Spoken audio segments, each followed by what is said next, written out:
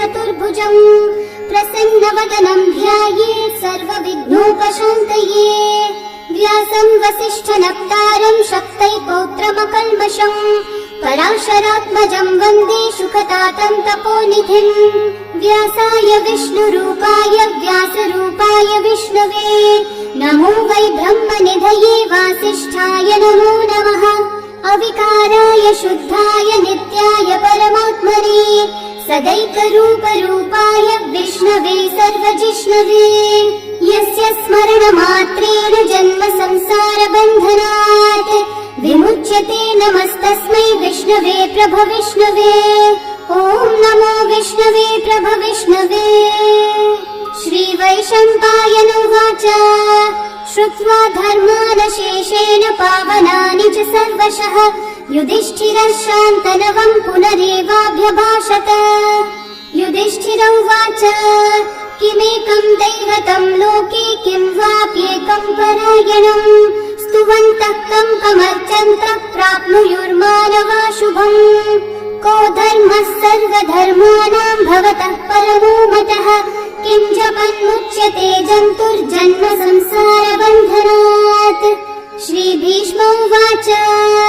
जगत्प्रभुं देवदेवम् अनन्तं पुरुषोत्तमम्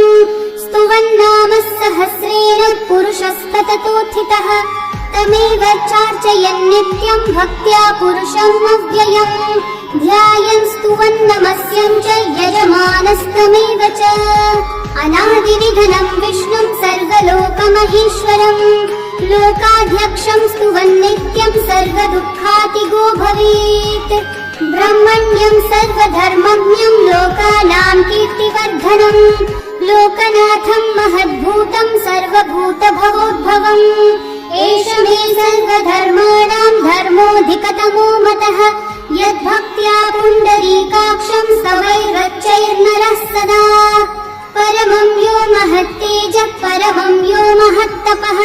परमं यो महद्ब्रह्म परमं यः परायणम्। पवित्राणां पवित्रं यो मङ्गलानां च मङ्गलम् देवतं देवतानां च भूतानां यो व्ययः पिता यतः सर्वाणि भूतानि भवन्त्यादियुगागमे यस्मिंश्च प्रलयं यान्ति पुनरेव युगक्षये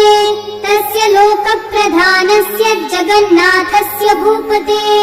विष्णोर्नाम सहस्रं मे शृणु पापभयापहम्। यानि नामानि गौणानि विख्यातानि महात्मनः ऋषिभिः परिगीतानि तानि वक्ष्यामि भूतये। ऋषिर्नाम्नां सहस्रस्य वेदव्यासो महामुनिः छन्दोनुष्ठुप् तथा देवो भगवान् देवकीसुतः अमृतांशोद्भवो बीजं शक्तिर्देवकी नन्दनः त्रिसामाहृदयं तस्य शान्त्यर्थे विनियुज्यते। विष्णुं जिष्णुं महाविष्णुं प्रभविष्णुं महेश्वरम् अनेकरूपदैत्यान्तं नमामि पुरुषोत्तमम्। अस्य श्रीविष्णोर्दिव्यसहस्रनामस्तोत्रमहामन्त्रस्य श्रीवेदव्यासो भगवान् ऋषिः अनुष्ठुप्छन्दः श्रीमहाविष्णु परमात्मा श्रीमन्नारायणो देवता अमृतांशोद्भवो भानुरिति बीजम् देवकी नन्दन सृष्टेति शक्तिः उद्भवक्षोभनो देव इति परमो मन्त्रः शङ्खभृन्नन्दकी चक्रीति कीलकम् शार्ङ्गधन्वा गदाधर इति अस्त्रम् रथाङ्गपाणिरक्षोभ्य इति नेत्रम् त्रिसामासामगः सामेति कवचम् आनन्दं परब्रह्मेति योनिः ऋतुः सुदर्शनः काल इति दिग्बन्धः श्रीविश्वरूप इति ध्यानम् श्रीमहाविष्णुः प्रीत्यर्थे सहस्रनाम जपे विनियोगः।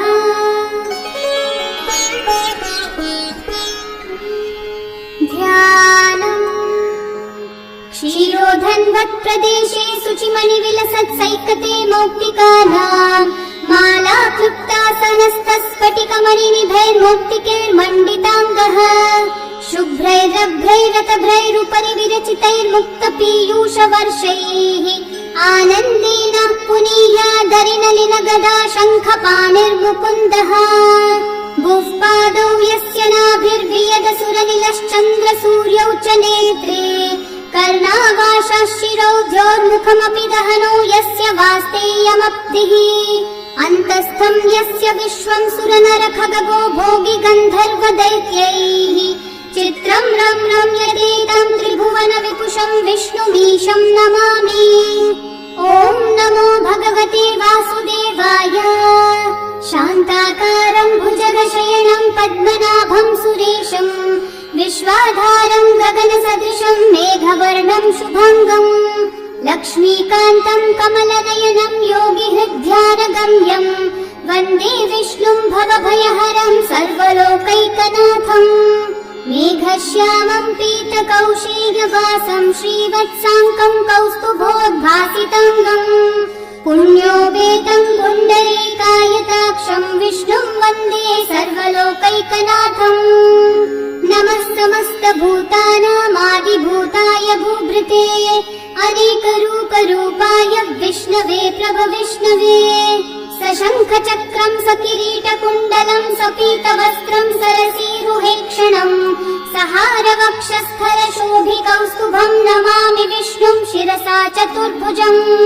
छायायां पारिजातस्य हेमसिंहासनोपरि आसीनमम्बुदश्याममायताक्षम् अलङ्कृतम् चन्द्राननं चतुर्बाहुं श्रीवत्साङ्कितवक्षसं रुक्मिणी सत्यभामाभ्यां सहितं कृष्णमाश्रये। विश्वं विष्णुर्वषट्कारो भूतभव्यभवत्प्रभुः भूतकृद्भूतभृद्भावो भूतात्मा भूतभावनः भूतात्मा परमात्मा च मुक्तानां परमागतिः अव्ययः पुरुषः साक्षी क्षेत्रज्ञोऽक्षर एव च योगो योगविदां नेता प्रधानः पुरुषेश्वरः नारसिंहः वपुः श्रीमान् केशवः पुरुषोत्तमः सर्वः सर्वः शिवस्थानोर्भूतादिर्निधिरव्ययः सम्भवो भावनो भर्ता प्रभवः प्रभुरीश्वरः स्वयंभू शम्भुरादित्यः पुष्कराक्षो महास्वनः अनादिनिधनो धाता विधाता धातुरुत्तमः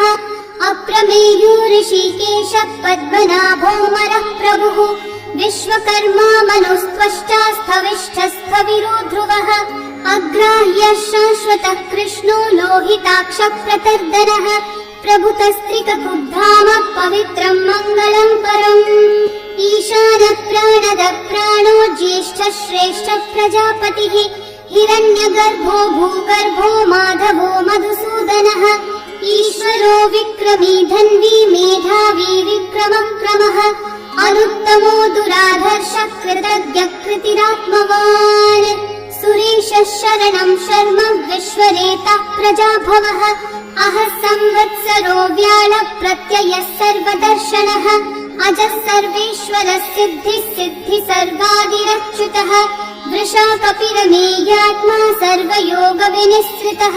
वसुर्वसुमना सत्यः समात्मा संमितः समः अमोघः पुण्डरीकाक्षो वृषकर्मा वृषाकृतिः रुद्रो बहुशिरा बभ्रुर्विश्वयोनिः शुचिश्रवाः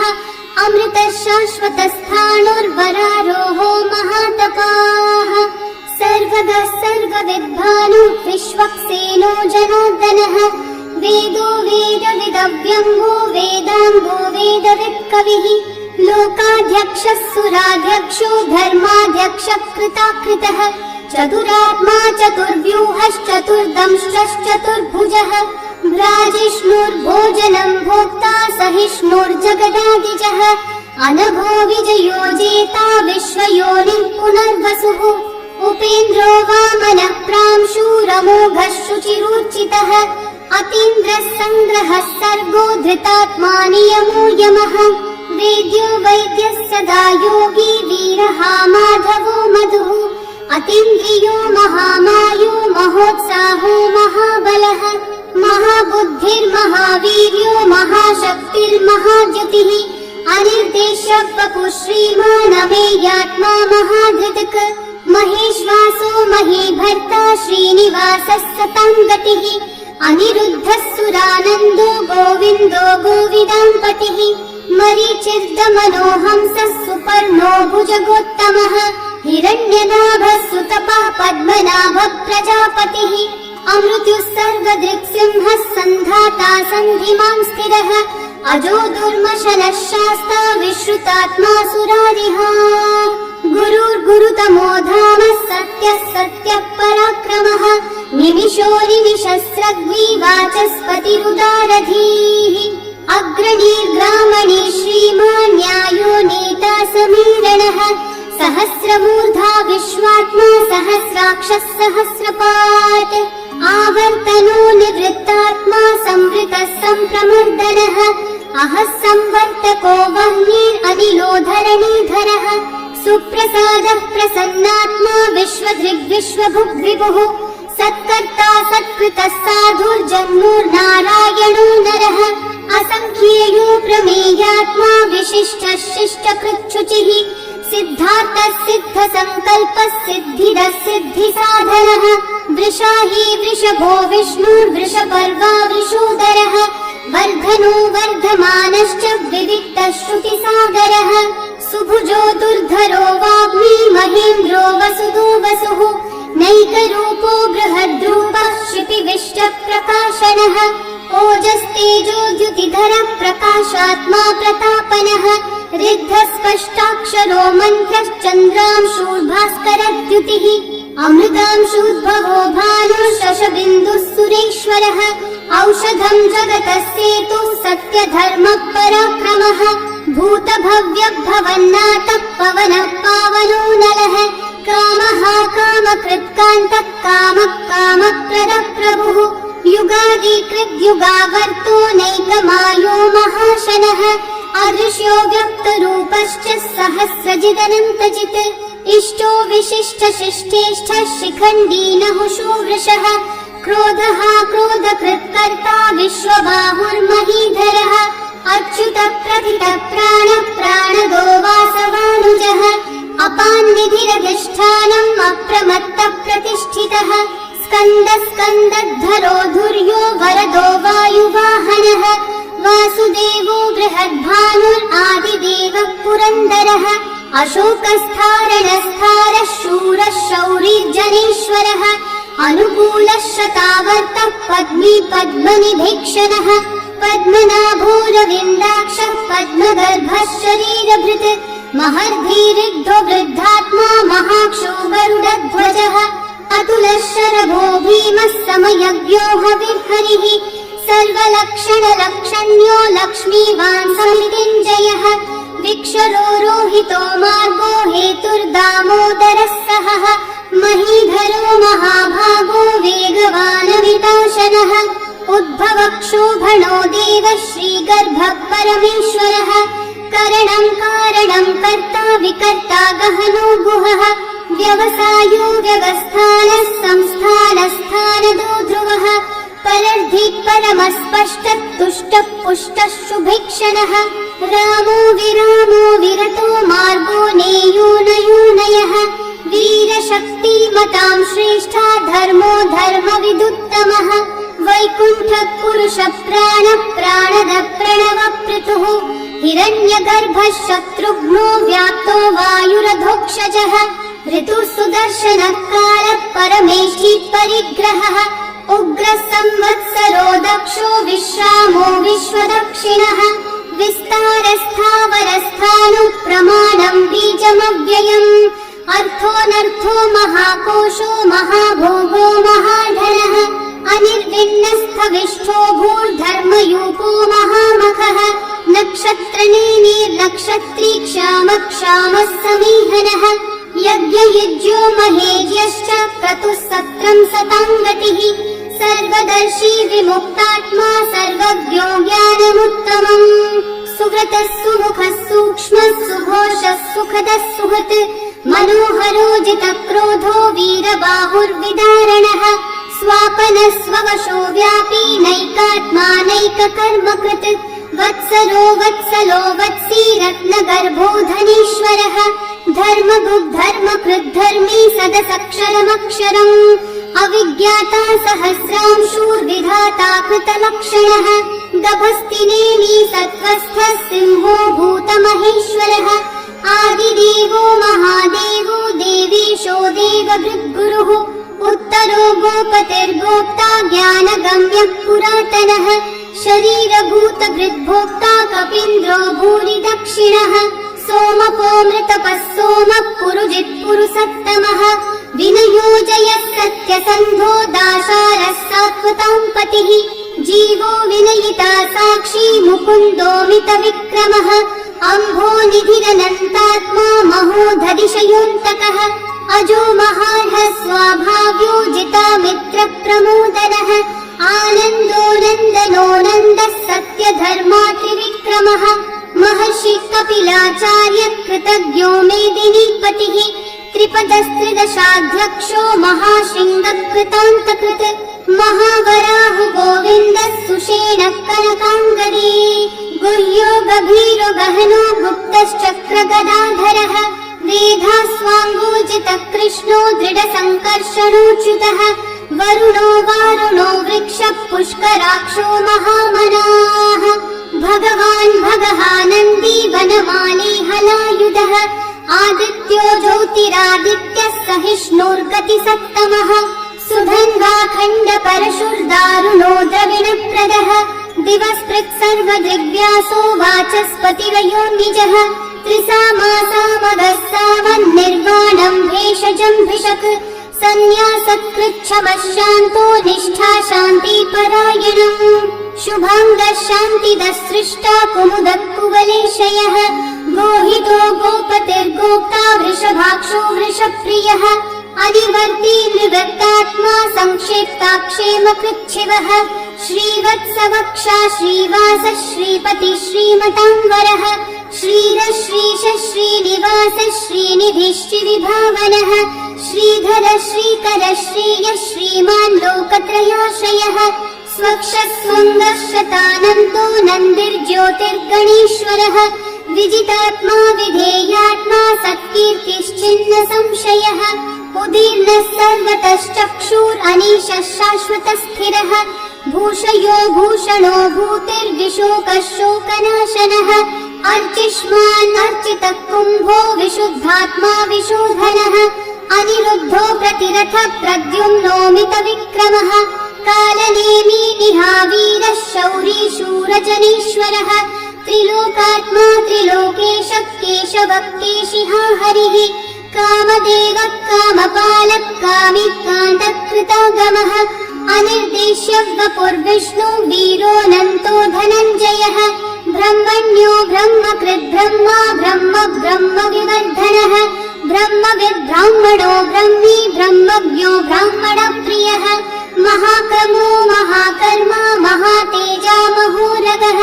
महाक्रतुर्महायज्वा महायज्ञो महाहरिः स्तव्यस्तव प्रियस्तोत्रम् स्तुतिस्तोतारणप्रियः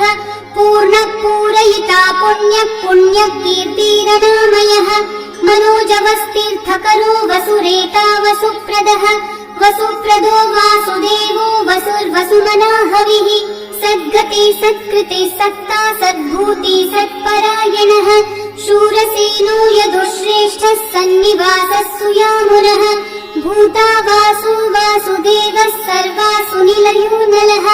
दर्पः दर्पदो दृप्तो दुर्धरोऽथा पराजितः विश्वमूर्तिर्महामूर्तिर्दीप्तमूर्तिरमूर्तिमान् अनेकमूर्तिरव्यक्तः शतमूर्तिः शताननः एकुनैकः स वक्तः किं यतत्पदमनुत्तमम् लोकबन्धुर्लोकनाथो माधवो भक्तवत्सलः सुवर्णवर्णो हेमाङ्गो वराङ्गश्चन्दनाङ्गदी वीरः विषमः शून्यो भृता क्षीरशलश्चलः अमानी मानदो मान्यो लोकस्वामी त्रिलोकधृक् सुमेधा मेधजो धन्यः सत्यमेधाधराधरः तेजो वृषो द्युतिधरः सर्वशस्त्रभृताम्बरः प्रग्रहो निग्रहो व्यग्रो नैकः शृङ्गो गदाग्रजः चतुर्मूर्तिश्चतुर्बाहुश्चतुर्व्यूहश्चतुर्गतिः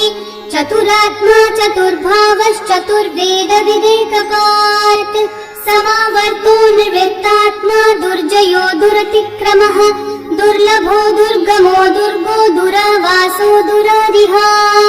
शुभांगो लोकसारङ्गः सुतन्तोस्तन्तुवर्धनः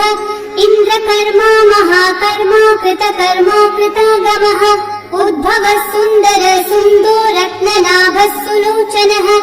अर्को वाजः शृङ्गी जयन्तः सर्वविजयी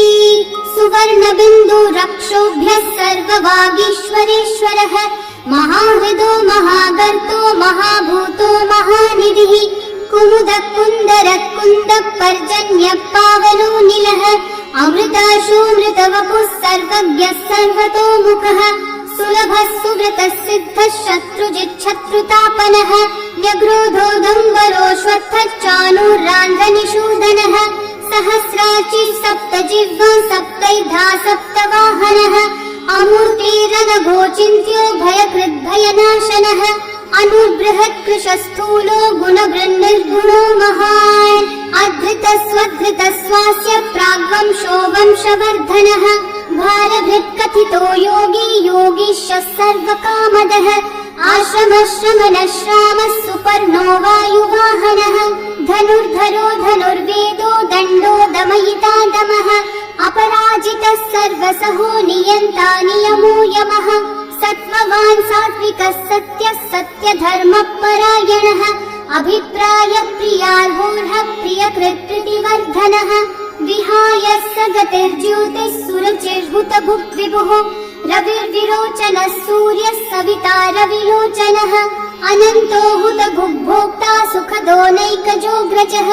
अनिर्विण्णः सदा मर्षि लोकाधिष्ठानमद्भुतः सनातनतमः कपिलः कपिरव्ययः स्वस्तिदः स्वस्तिकृत् स्वस्ति स्वस्ति भुक् स्वस्ति दक्षिणः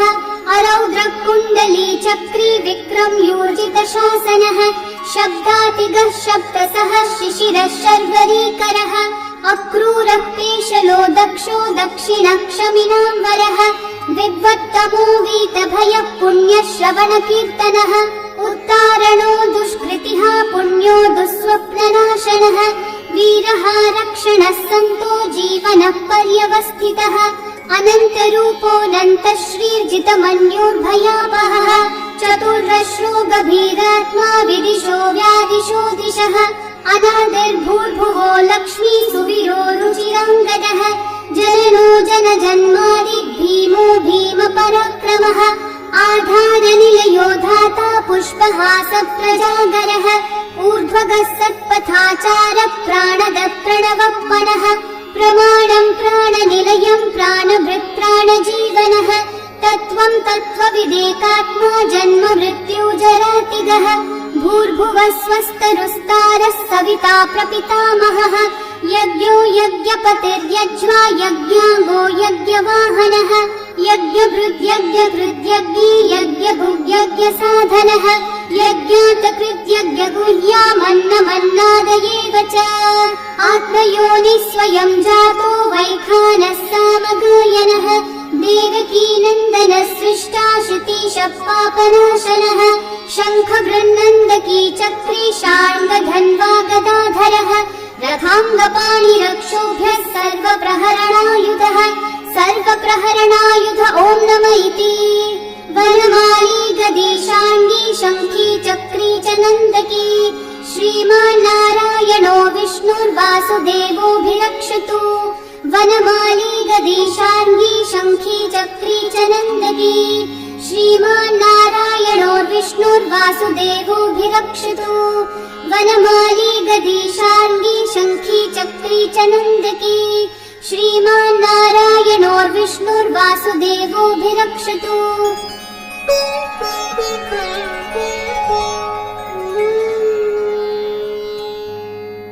इतीदं कीर्तनीयस्य केशवस्य महात्मनः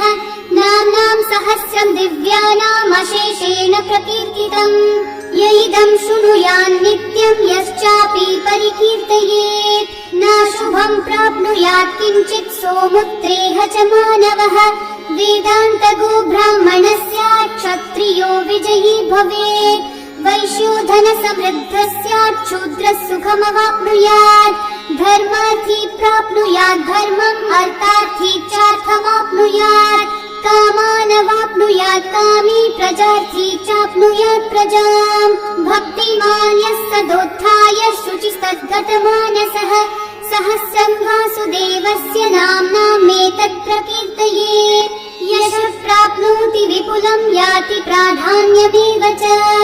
अचलां श्रियमाप्नोति श्रेय प्राप्नोत्यनुत्तमम् न भयं क्वचिदाप्नोति वीर्यं तेजश्च विन्दति भवत्यरोगो द्युतिमान् बलरूपगुणान्वितः रोगातो मुच्यते रोगात् बद्धो मुच्येत बन्धनात् भयान्मुच्येत भीतस्थो मुच्येतापन्न आपदः दुर्गान्यतितरत्याशु पुरुषः पुरुषोत्तमम् स्तुवन्नाम सहस्रेण नित्यं भक्ति समन्वितः वासुदेवाश्रयो मर्त्यो वासुदेवपरायणः सर्वपापविशुद्धात्मा याति ब्रह्म सनातनम् न वासुदेव भक्तानामशुभं विद्यते क्वचित् जन्म मृत्यु जरा व्याधि भयं नैवोपजायते इवं स्तवमधीयानः श्रद्धा भक्ति समन्वितः युज्येतात्मसुखः शान्ति श्रीधृति स्मृति कीर्तिभिः न क्रोधो न च मात्सर्यं न लोभो नाशुभा मतिः भवन्ति कृतपुण्यानां भक्तानां पुरुषोत्तमे द्यौः चन्द्रार्कनक्षत्राखं दिशो भूर्महोदधिः वासुदेवस्य वीर्येण विदितानि महात्मनः ससुरासुरगन्धर्वं स यक्षोरगराक्षसं जगद्वशे वर्ततेदं कृष्णस्य सचराचरम् इन्द्रियाणि मनोबुद्धिः सत्त्वं तेजो बलं द्युतिः वासुदेवात्मकन्याहुः क्षेत्रं क्षेत्रज्ञ एव च सर्वागमानामाचार प्रथमं परिकल्पते आचार प्रभवो धर्मो धर्मस्य प्रभुरच्युतः ऋषयः पितरो देवा महाभूतानि धातवः जङ्गमाजङ्गमं चेदं जगन्नारायणोद्भवम् योगो ज्ञानं तथा साङ्ख्यं विद्या शिल्पादिकर्म च वेदाः शास्त्राणि विज्ञानम् एतत् सर्वं जनार्दनात् एको विष्णुर्महद्भूतं पृथक् भूतान्यनेकशः त्रीन् लोकान् व्याप्य भूतात्मा भुङ्क्ते विश्वभुगव्ययः इमं स्तवं भगवतो विष्णोर्व्यासेन कीर्तितम् पठ्येद्य इच्छेत् पुरुषः श्रेयः प्राप्तुं सुखानि च विश्वेश्वरमजं देवं जगतः प्रभुमव्ययम् भजन्ति ये पुष्कराक्षं न ते यान्ति पराभवम् न ते यान्ति पराभवम् ॐ नमः इति अर्जुनोवाच पद्मपत्रविशालाक्ष पद्मनाभः सुरोत्तम भक्तानामनुरक्तानां त्राता भव जनार्दन श्रीभगवानुवाच यो मां नाम सहस्रेण स्तोतुमिच्छति पाण्डव सोऽहमेकेन श्लोकेन स्तुत एव न संशयः स्तुत एव न संशय ॐ नमः इति व्यासोवाच वासनाद् वासुदेवस्य वासितं भुवनत्रयम् सर्वभूतनिवासोऽसि वासुदेव नमोऽस्तुते श्रीवासुदेव नमोऽस्तुत ॐ नमः इति पार्वत्योवाच केनोपायेन लघुना विष्णोर्नाम सहस्रकम् पठ्यते पण्डितैर्नित्यं श्रोतुमिच्छाम्यहं प्रभो ईश्वरोवाच श्रीराम राम रामेति रमे रामे मनोरमे सहस्रनाम तत्तुल्यं राम नाम वरानने श्रीराम राम रामेति रमे रामे मनोरमे सहस्रनाम तत्तुल्यं राम नाम वरानने श्रीराम राम रामेति रमे रामे मनोरमे सहस्रनाम तत्तुल्यं राम नाम वरानने श्रीराम नाम वरानन ॐ नमः इति ब्रह्मोवाच नमोऽस्त्वनन्ताय सहस्रमूर्तये सहस्रपादाक्षि शिरोरुबाहवे सहस्रनाम्ने पुरुषाय शाश्वते सहस्रकोटियुगधारिणे नमः सहस्रकोटियुगधारिण ॐ नमः इति। सञ्जय उवाच यत्र योगीश्वरः कृष्णो यत्र पार्थो धनुर्धरः तत्र श्रीर्विजयो भूतिर्ध्रुवा नीतिर्मतिर्मम। श्रीभगवानुवाच अनन्याश्चिन्तयन्तो मां ये जनाः पर्युपासते तेषां नित्याभियुक्तानां योगक्षेमं वहाम्यहम्। परित्राणाय साधूनां विनाशाय च दुष्कृतां धर्म संस्थापनार्थाय सम्भवामि युगे युगे। आर्ता विषण्णा शिथिलाश्च भीता घोरेषु च व्याधिषु वर्तमानाः संकीर्त्य नारायण शब्दमात्रं विमुक्तदुःखा सुखिनो भवन्तु। कायेन वाचा मनसेन्द्रियैर्वा बुद्ध्यात्मना वा प्रकृते स्वभावात् करोमि यद्यत् सकलं परस्मै नारायणायेति समर्पयामि। श्री विष्णु सहस्रनाम स्तोत्रम् सम्पूर्णम्।